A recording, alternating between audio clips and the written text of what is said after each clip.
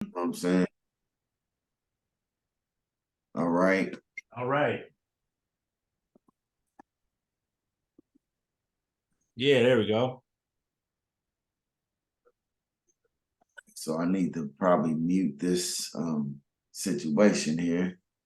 But all right. So first of all, let's start out with the basics that everybody gonna get. Your name, age, where you live, how long you lived here, where you might have lived before here, things of that sort, just like the basic bio. Sure, sure. My name is Justin Herman. I go by my producer name is Unjust. Um, I am from Beaver Creek, Ohio, where I lived between Beaver Creek and Dayton for the first 24 years of my life.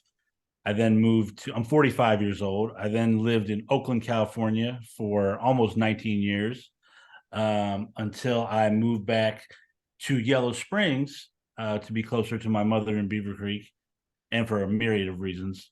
But so I've been living back in Yellow Springs now for the last almost 3 years. 3 years. That's what's up. That's what's up. So can you share with me your earliest memory or memories of hip hop? I mean, my earliest memories of hip hop were both from, you know, the things that I saw on television and from my firsthand experiences. Things I saw in television being, Yo MTV Raps and whatever, and Robert Townsend's partners in crime comedy. Like the moment that I guess this isn't my first exposure, but there was a Robert Townsend where Kool Moe Dee came out and did Wild Wild West, and that was my favorite song at the time. I think I was like 9 or 10, and I lost it. I was like, I just felt like they're listening. Somebody, my parents are from Detroit. They moved here to Ohio when I was born in 1978 so that my dad could teach at Central State. So we would go back to Detroit a lot, like almost every weekend or every other weekend.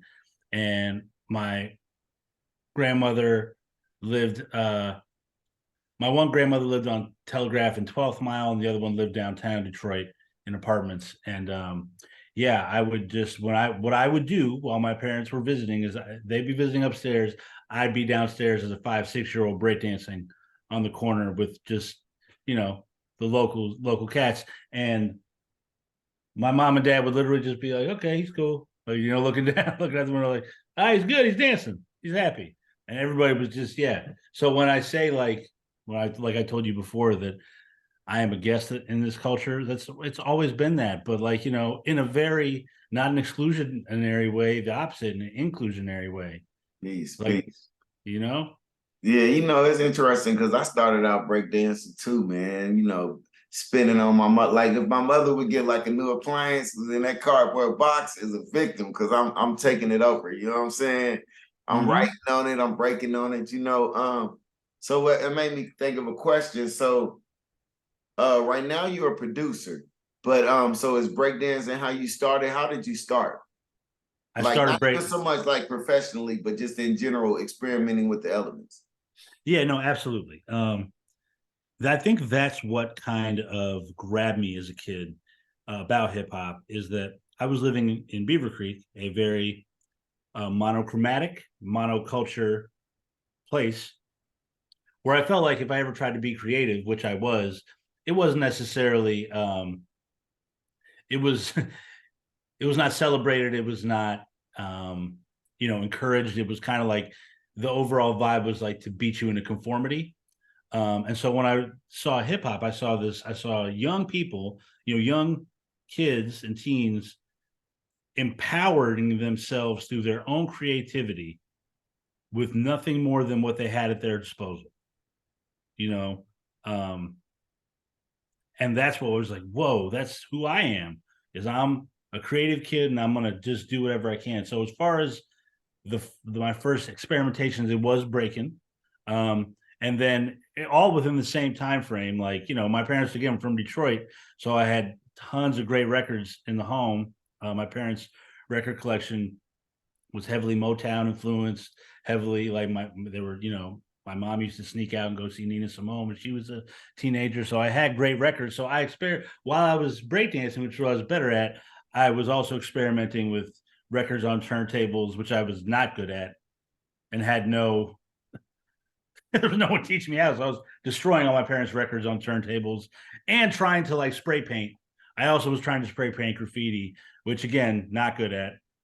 Yeah. But it didn't stop me from, you know, spray painting fuck cops on my mom's garage. Too much to her chagrin. So yeah, breakdancing is where I started, but it was very much at the same time that I started playing around with trying to scratch records and you know go back to back and also graffiti. Yeah, and then you know I also, as far as my own creative journey, I started getting more serious into drawing. Like by the time I was 10, I was storyboarding my own comic books and making them to give away to school. And also was a first chair saxophonist all the way from like, you know, third grade to 10th grade, you know, first chair sax. So I learned music theory and all that stuff during that time. So I'm sure that has some kind of influence on your production style, or probably helped you in your production style, huh? Certainly, certainly. Just you know having a basic rudimentary education of melody and composition. Yeah, for sure. I mean, I think if I picked up a saxophone, I could play it today. But like, yeah, when I'm making beats, I'm muddling my way through playing some chords or some bass lines. But you know, it's all right. The bass lines are good enough. Peace, peace, but peace. but honestly, I'm a predominantly sample driven producer. I think that's just more fun for me is the repurposing of pre-existing vibrations to make something newer or a more modern vibration out of it is always just like a special tingle for me and a special joy that I get in making it. So let's talk about that, because this is about the 50th years of hip hop. So just in your opinion, from a beat maker and a producer standpoint, you know, and you like the sample, like how do you talk? Just describe that art a little bit and the progression that you've watched over the years of beat making. You know what I'm saying? To where it is now and what's going on with it. Oh yeah, I mean, as far as like the progression of it, it's come the aspect of production, which is what I'm really passionate about, um, has just become something that has no bounds and is completely personal. Like, and you know, at first I had no conception or idea that I'd ever be making beats. It wasn't. I viewed it as something that was like this high art form that only like 11 people in the world knew. You know, like you know, it was a special syndicate of people that knew how to do it and that passed that knowledge down. But also, you know, that equipment, beat making equipment, was very cost prohibitive. Yeah, that's what I'm talking about. Yeah, so it Yeah, was. nobody had access to that or recording studios. Like what? Nobody. Like very few people had, and it was like you know that was one of those gatekeeper things that if whoever had access to that had access to getting the shit made. Now it's not like that. You know, you can record in your computer. You have an app on your you know iPad or computer that can make a beat.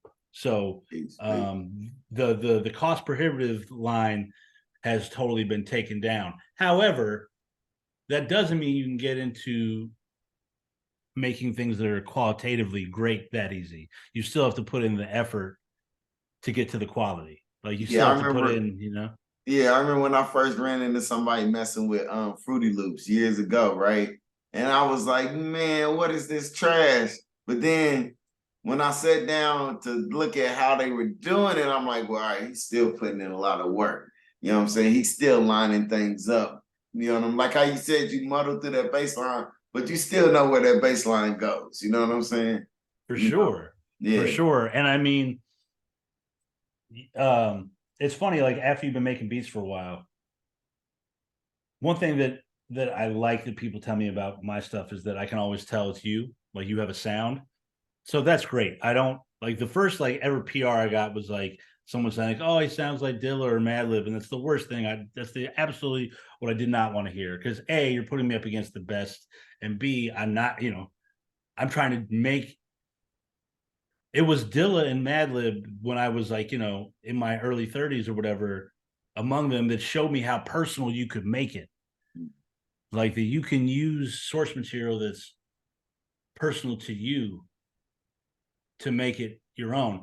Um, so my point of saying that is that like now, if someone's been producing for a while, it really doesn't matter what they use. Like if I made a beat on Fruity Loops today, it would sound exactly like how I make all my beats, which is on the ASR 10, an Ensoniq ASR 10 that Ensoniq is now out of years, a decade, 20 years out of production. These aren't made anymore. But if you go to Alchemist or Pete Rock or anybody, they still got one of these and still go back to it. This is where I choose to stay. It's not as efficient. It's not as it's not as streamlined. I boot it up from a floppy disk, but it has a sound that you can't replicate, that no computer, and a swing. The ASR 10 has a swing that no computer program or emulator has been able to catch yet. Okay, so let's stay in this concept of modernization of hip hop and where it's reaching. Can you talk about that a little bit? Cause like we're around the same age, so we've witnessed it being something that we was messing with to like now it's people that don't even know English in a whole nother country that I ain't never been to. You know what I'm saying? There's neighborhoods that's listening to it that we ain't been to. I mean, even just the concept of Yellow Springs in general, and it being flourishing in its own way here. You know what I mean? Like I don't know how that was in the 80s or the early 90s, but I mean, it speaks to the inclusive nature of it and the growth of it, and the language of it is a universal language, and it's also a byproduct of just how America does with culture, is that they'll grab and usurp the parts of it they want. I'm just talking about within America, not even like, but like, it had to start spreading somewhere. And the first place to start spreading, to my limited awareness, is within America, was like other cultures, like, white presenting people and kids accepting all the dialect and diction. And, that, for better or worse, like that's been good for a lot of reasons and not so great for other reasons, because now you have kids that don't even know that they like it. They're using it and don't even know that they like it because they saw a YouTuber do it. Like my son, is the one thing he does really exceptionally. He's 8. He's 8. Is he beatboxes? He's the best beatboxer in his school, like by far, by far. And it's not because I played him all this KRS-One and hip hop as a kid, which I did. That had no bearing on him becoming a beatboxer. It was because his YouTubers beatbox, his white YouTubers beatbox. So again, in quite American fashion, the culture of it, or the language of it, has been usurped without, and sometimes without really giving a nod to the culture itself. Like, he don't know that he don't know. He's heard Dougie Fresh, but he doesn't know that. Bye, Bear. That Dougie Fresh is why his YouTubers are doing what they're doing. So what is so like I'm gonna try to get you to say, is that positive, is it negative, what is the effect, what do you think is gonna come out of that effect? Will hip hop be will the culture be washed away, and the language and other elements just become consumed? What, or are we opening it up to other parts? I mean, to other people to consume hip hop in general? I think that's. I don't. I think yes, it will. It has been and will continue to be overconsumed, but I don't think that'll, like, this is important to me. Like, we're the same age. I don't connect with trap music. Um, however, it's important not to dismiss them because the younger people are going to take hip hop and evolve it. And if they don't, it'll end up like fucking rock and roll where that was at in the 80s. It'll be hip hop will have reached a hairband stage where it's all a caricature of itself and there's nowhere to go. So it's important, like I and I'll catch on to things like years later. Like I just now like reggaeton. I wasn't like really into it when it came out. And I'm like, oh, this shit is, it's moving. So yeah, I think it's positive. I don't think it's stoppable. I think the things that, I don't think it's, and I think that part of that is the global, like, you've seen the Palestinian kid, spitting like, Oh yeah, there's like, yeah, I mean, like it yeah. is now a global language that came from, inner city New York and inner city cultures, but it's global now. And I think the evolution of it will be something that it's what every time I see it, it's beautiful to watch. Like there are tons of like not even trap music, tons of young MCs making like very vulnerable music and very kind of like music about their own anxieties and things like that. It's a bigger discussion of will commercialism and um will capitalism continue to drive what music makes a large enough impact to be financially viable for the artist. Like will it ever go back to where music with a message is what's number one and not just club music, not just party music? That's like the kind of the bigger thing, because party music sells things. It sells clothes, it sells liquor, it sells fantasy of an experience. But yeah, I think maybe that with there's a chance with all with the increasing amount of difficulties in the world that we face, that there might be an opportunity for that kind of hip hop to again take center stage. So I was gonna say that, but I'm glad you came to it because I'm trying to be as quiet as possible and it's not working. So I was gonna say that same thing. I feel like there's enough revolution in the air and enough Yes. distress. Those elements that I talked about that I believe came together in order to create hip hop as we know it, Mm-hmm. all of those are existing in worldwide pockets. You know what I'm saying? And to me, that's what brought us together. It wasn't black. It was the disenfranchisement. It was the having to sleep next to your brother and wearing his blue jeans that he had 2 years ago. Like, you know what I mean? But anyway, that's so I agree. I think we might have a chance. Might have a chance. Yeah, I think we might have a shot. And while you say it's not black, I will just say this. In terms of me and my personal travel of where I have gone to and where I felt accepted and non-accepted, if you're into hip hop culture and it's not difficult to find a place to do a damn hip hop night, you're going to the inner city communities, you're going to black communities. That's facts. Like Facts. We adopted it. I'm not saying we haven't been its landlord for all of the years that it's been in existence. I'm not saying that.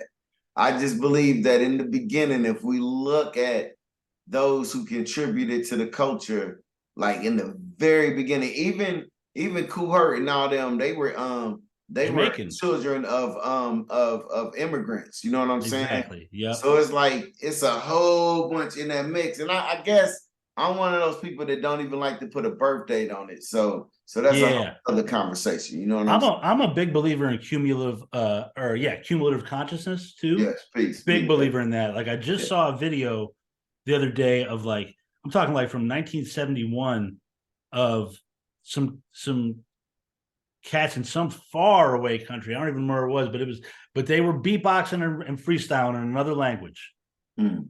So like, while it was being birthed here, I believe in like our human family and cumulative consciousness. Like I'm sure it was happening other places. Yeah. Yeah, Just be, you know, there was a pop lock movement going on in LA, all while early hip hop is being established. So it's like the dancing elements, there's some stuff going on in other areas, you know. for But sure. let's talk about Yellow Springs, man. Tell me Yeah. some first of all, do you think Yellow Springs has its own flavor, its own unique style? I'll tell you what Yellow Springs, I think yes, but I'll tell you why. Yellow Springs, as you know, is very unlike any of its surrounding areas. And for me, growing up, this is where I came, even from childhood to teenagehood. This is where I came to kind of get free. Like even if it meant this is just where I came to get stoned and walk around the woods or whatever. Like Yellow Springs, because of its history of of of being counterculture, being freedom fighting, um, it attracts a different kind of people that you would see even a mile down the road, right? So this is where I would come to get free as a creative. Like I said before, and when I was around my friends in Beaver Creek, it was very much like you know beaten out of you, conformity beaten into you. So coming to Yellow Springs was a place of creativity and nonconformity for me, and I'm sure I'm not the only one. Um, as far as like its makeup, like yeah, it's with Central State and everything. It's like a historically more black place than other places around here. Less so these days, which is super disappointing. But still, there are the remnants of hippies and journalists and activists. So that goes hand in hand with where hip hop's going to be at. Um, that being said, the hip hop that comes out of here doesn't sound super hippy dippy. Like it doesn't sound like I don't remember. Have you ever heard of this group, Granola Funk Railroad? No, no. There's the group in the '90s. You should Google it. It's like hippy dippy hip hop. It ain't that. Like Yellow Springs is not that, but the unique realities of even the physical landscape of Yellow Springs being so flanked in nature, um, yeah, it does give it a different sound. Like the Yellow Springs producers that I know and that I mingle with and work with and are friends with, the one thing that strikes me is the diversity. Like Issa plays me something, I'm like, oh yeah, that's a club hit, not my thing. And then I'll hear another thing that's totally like, oh man, that's a beat that I would make. Wow, that shit is tight. Like there's a diversity and I will say this too, growing up here, I feel has been advantageous for me in a way that I and then living in Oakland for all that time, I understand a wider group of people. So like if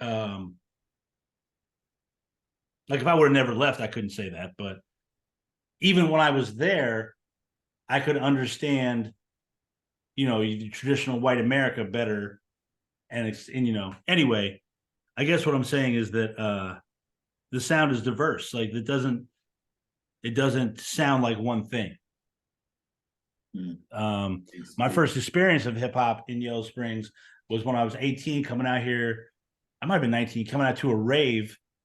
I don't even know where it was. I want to say it was one of the Antioch buildings. It was a rave that Far Side headlined. And I was like, what this is amazing.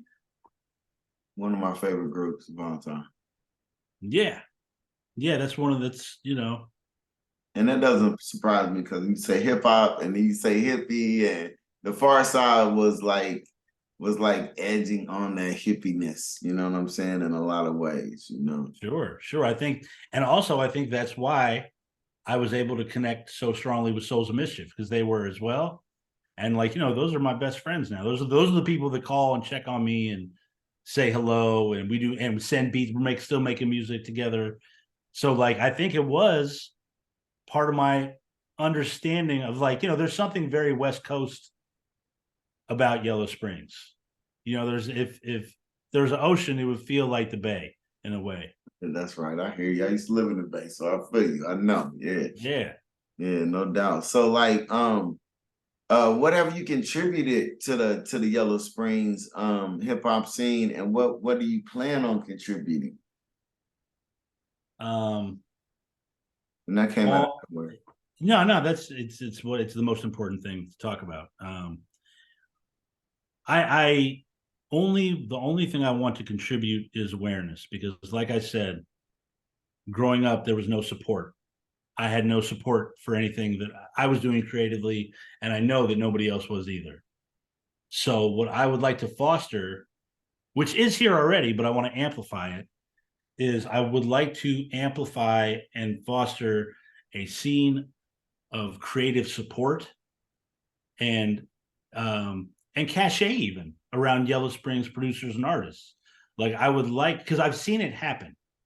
I've seen beat scenes pop up in LA and in Oakland where people are going just to hear beats. They're not out to, not out for the meat market. We're just here because we love beats. And those communities now can tour globally because of they've connected to other communities in other parts of the world that are beat centric. So I would love to foster and build, and that's what I've been trying to do with the open events I've been doing. It's just I've been doing these open events for the past year and a half at the amphitheater, and now it's too cold. I'm trying to find a new venue where we projection map the mural, turning the mural into a moving light, and it's open mic, open aux cord. Like you got beats, come play them for the rest of us. Like we're going to celebrate you, and then we're going to play you our beats. We're all going to celebrate each other and support each other because, and I'll say this also: artists, creative people need each other, and this is really made painfully aware to me. I'm by an artist that I'm working with. I'm producing an album, finishing up now for Brother Ali. He reached out to me to work, so we're working on a record, and he was in Yellow Springs. When I told him I was from Ohio, the whole thing changed. He picked up the phone. He's in Turkey, by the way. He lives in Turkey now. So he picked up the phone. Was like, I don't know if it's late there, but I just have to tell you, I was just in Yellow Springs at Dave's. This is like early COVID, right? At Dave's event, and it changed my life. It turned my whole life around because of we were all as artists in a very dark place, and being together turned us all around. And the need for community around creative expression and not to do so feeling isolated or unsupported. Like we need each other. And when he said that to me, he said that Dave provided that for him. So I got to give Dave props. Like Dave has done things to bring culture to this area that I wished happened when I was young. I was wishing on a star for something important cultural to happen here. And he has done it time and time again. But when he said that to me, I went, man, that's really awesome that Dave did that for his creative group of friends. But the creatives that are struggling and that aren't, they need that too. The ones that aren't popping yet really need that too and need that more. And that's what I want. Like I want to throw events and create a community space for producers and vocalists to gain some awareness locally and gain awareness globally for themselves so that they can feel that support. And yeah, build a little cachet around Yellow Springs. I want someone to be like, oh, you're one of those producers from Yellow Springs. I heard about you.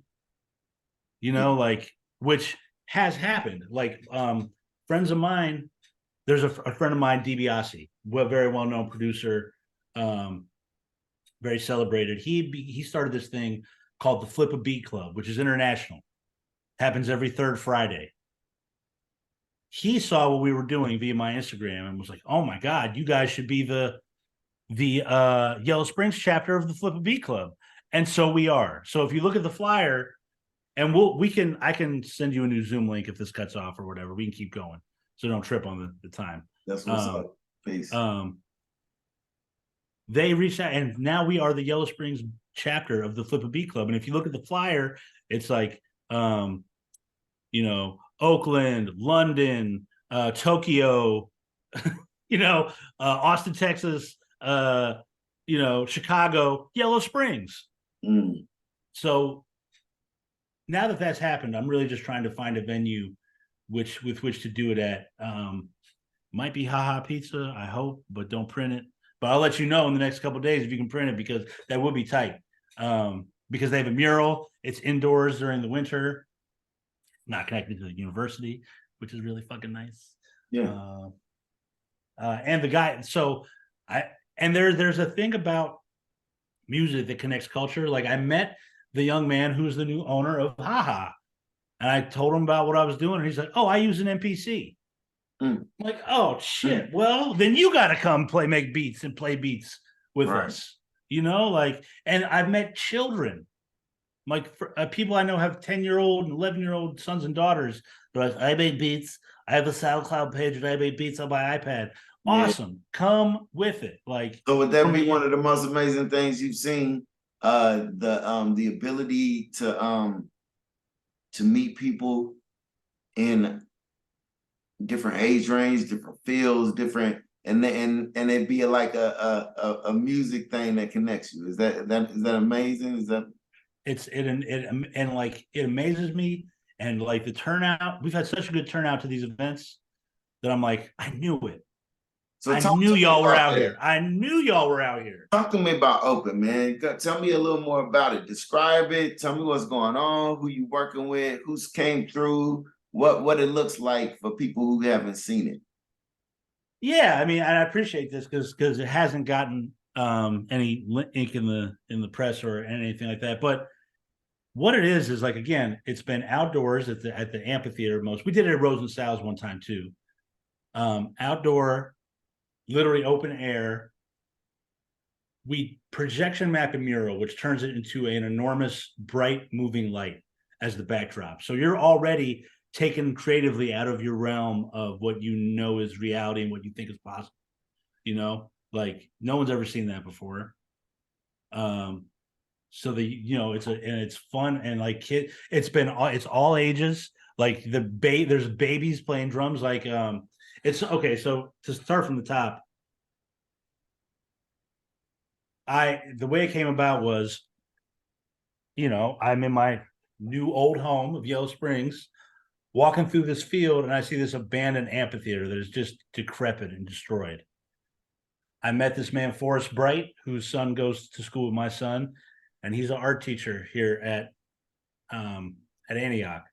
I told him what I wanted to do. I was like, I would love to just come here and play beats and projection map this mural or projection. At that time, there was no mural; it was just white and graffiti. And I was like, it would be awesome if somebody cleaned this up so we could project on this. And he just so happened he was like, this is exactly what I want to do. He had already received a grant for open mic events, and he's like, well, I would love to do that. He got his students to devise a mural to paint on there, and it was painted, and we started to, we did our first open, and we invited Issa. I reached out to Issa because it's important for me to say this, like, the reason I respect Issa and Fatty and all these other people is that I bailed, man. I bailed and went to California. Issa has been holding it, Village Fam has been holding it down, and Fatty Lumpkin has been holding it down for hip hop here forever. So I felt it necessary, if I wanted to galvanize the hip hop community and the producer community, I had to, we had to involve the people that had already been doing that work. Right. So Issa became the host, and it was like, it's basically, me, myself, Issa, and Forrest started just this thing where it was like, hey, the mic is open, the aux cord is open. Come play beats, come sing a song. If you have a song you want to sing. It's also important to mention that there was, thanks to Lindsay Burke, she brought art supplies for kids to come use and just paint and canvas. Like, just, this is a place to come be creative together. All ages welcome. All skill levels welcome. Like, and we would see people, we have been getting people that are accomplished MCs, producers, and artists that just come and want to be a part of it, but also people that are very shy and like, I have this song I want to sing that I wrote, and I've never sang it for anybody. And that's really equally as important or even more so. It's like, this is where you can come be creative safely and be supported and see examples of people that are doing it at a professional level. Because I'm telling you right now, this is a problem in Yellow Springs that I see that I want to remedy. I know so many talented artists that are missing out on opportunities, financial opportunities, career growth opportunities, because of not knowing how short the line is between being a really great illustrator or tattoo artist with making cartoons, or how short the distance is between I'm a drummer. Well, you can make beats. You're going to make the most amazing beats because you're a drummer. I'm a musician. Well, then you can make beats. Like, but I know for me, this is how it is for me too, is like, we have this thing as humans. When we run into something that we don't know how to do, we kind of shut down, and it seems so far away. Like, oh, I'll never make, oh, I don't know how to do that part, so I'll never do it. It's so close. It's so close. Like, see, that's deep, because I believe that's what makes you hip hop. Cause for me, there's a fine line between everything in hip hop. You feel what I'm saying? I have friends who went to college and became doctors, who are foot doctors, different little things like that. But there's something about how they do what they do that's hip hop. How I learned different things. It's the same way I memorized my raps back in the day. You know what I'm saying? So there's like this crossover skill thing that I'm kind of thinking about here. Even with like, I have a love-hate relationship with Jay-Z, but his swag, his ego, all of that is hip hop, and it transfers wonderfully over into business. It transfers wonderfully into sports. All of these different things, you know what I'm saying? So like, I kind of feel you though. I kind of feel you. It's a fine line. If you can play the guitar, you like, yeah, just like you said, yeah, the saxophone, and also, a dope MC is not just a dope MC. A dope MC is a dope creative professional. Like, I know so many, I believe so heavily in giving creatives as much different outlets as possible. Like, Casual from Hieroglyphics is one of the best videographers I've ever met. Rasco from Cali Agents is one of the best videographers I've ever met. Tajay from Souls of Mischief is a fucking architect. You know what I mean? Like, these are transferable creative skills. Like Raka Iriscience from Dilated Peoples, because he writes rhymes so well, is now in an ad agency, like, creative writing capability. Like, so these skills that we learn from this joyous culture don't exist in the bubble of the culture. They are transferable and valuable in so many other ways, as creative outlets. Hey, send me that link, and I want you to do one more thing for me. I want you to break down each of the elements of hip hop if possible, and then we can wrap it, because I feel like we need to get that, because that's a basic. You know what I mean? Yeah. No doubt. Okay, you want me to send you a Zoom link? Yeah, send me a link. Yeah, send me a link, bro. I'll send you right now. Okay, peace. All right, peace.